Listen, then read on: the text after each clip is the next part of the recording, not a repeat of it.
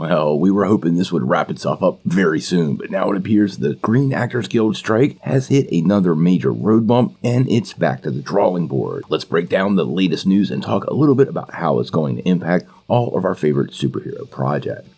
Well, as many of you know, this has been the year of strikes in Hollywood. We just wrapped up the WGA strike, which is the Writers Guild, and then it was pretty much assumed that the SAG, the Screen Actors Guild, would follow suit. It seemed like things were going well because negotiations did resume shortly after, but now it appears we've hit a major roadblock. CEOs have walked away from the bargaining table. Now, the latest update comes from the Alliance of Motion Pictures and Television Producers, the AMPTP, and this represents the major studios in labor dealings, i.e. negotiating with unions on behalf of the various studios. Now, it has been revealed that talks have been now called off because both sides are unfortunately too far divided. They actually released a statement that said, after meaningful conversations, it is clear the gap between the AMPTP and the Screen Actors Guild is too great, and conversations are no longer moving us in a productive direction. Well, this is a big deal because all of the projects that we're anticipating in the next couple of years need this strike to resolve itself before they can all get back to work. This encompasses pretty much every actor in Hollywood, and without the actors, we don't have anything to watch. Now, apparently the biggest sticking point between the two parties is that the Screen Actors Guild is asking for a 2% cut of streaming revenue, but company executives believe this is not a realistic demand.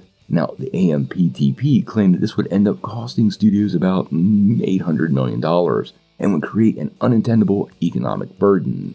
Now, this number is being heavily disputed by all kinds of people within the Screen Actors Guild and the Hollywood community in general, and quite honestly to me, it does seem like it is a bit inflated. This does feel like the studios simply not wanting to pay their actors, and 2% seems a reasonable demand, but to be fair, we don't have access to their books, so it's not totally clear to me. Now, apparently another bone of contention is the use of generative artificial intelligence, which actors actually say completely threaten their livelihood. AI has not moved to the level now of replacing actors, but if you've looked at what's happened in the last, say, 15 years when it comes to technology, visual effects, and AI, you can definitely see a future world where actors could be completely digitally simulated, and I totally understand why they would want to cover this space.